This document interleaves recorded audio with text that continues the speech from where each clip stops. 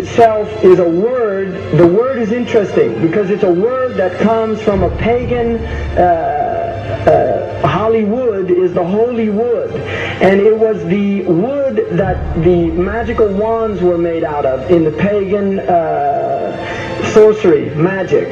And these wands were believed that the sorcerers that possessed them could put people into trances and control them. This is part of, this is symbolic, but it's also important to understand that part of what Hollywood literally does is it puts people into trances. It's a dream state. They call it the dream machine in the United States.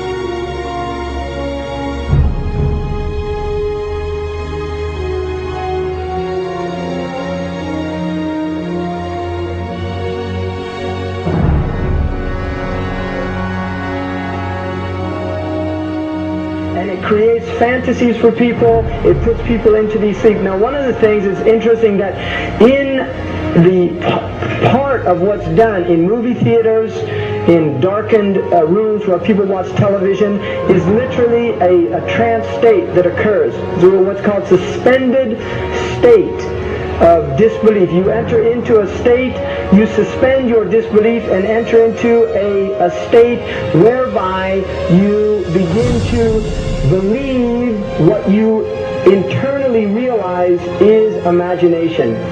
It's falsehood. Films are magic. It's just magic. You go and you watch these things and people get caught up in them. People cry during films. All this catharsis that takes place in these things.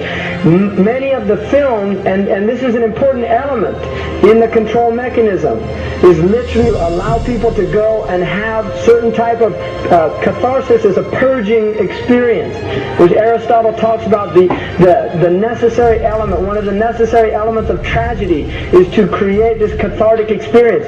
And this is why a lot of the films, especially also news and things like this is why news is very important in this culture. Everybody watches the news, they have this tragic, cathartic experience of watching the tragedies of others and then feeling safe and complacent in their own experience of this suspended state of illusory well-being. So these are very intricate and sophisticated methods. Now I think it's dangerous, although there are elements, there's concerted efforts that take place, there's also a lot of people that have similar worldviews that aren't necessarily working together in concerted efforts.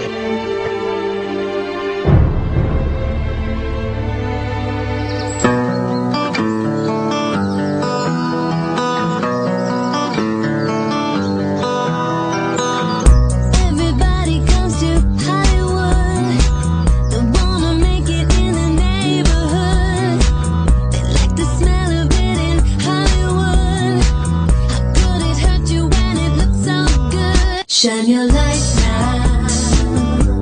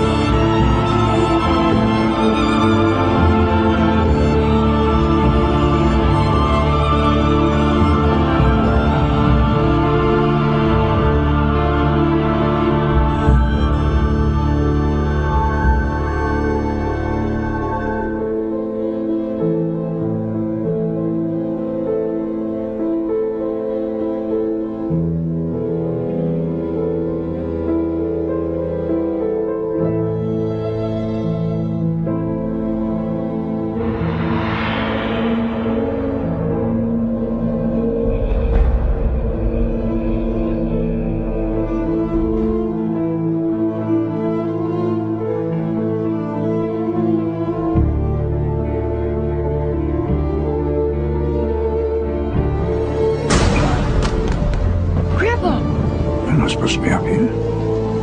Looking at that? I just wanted to know.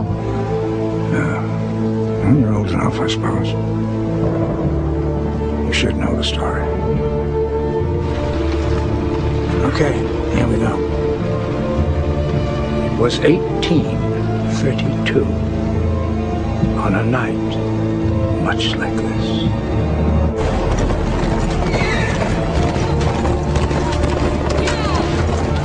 Charles Carroll was the last surviving signer of the Declaration of Independence. He was also a member of a secret society known as the Masons, and he knew he was dying. He woke up his stable boy in the middle of the night and ordered him to take him to the White House to see Andrew Jackson, because it was urgent that he speak to the president. Did he talk to him?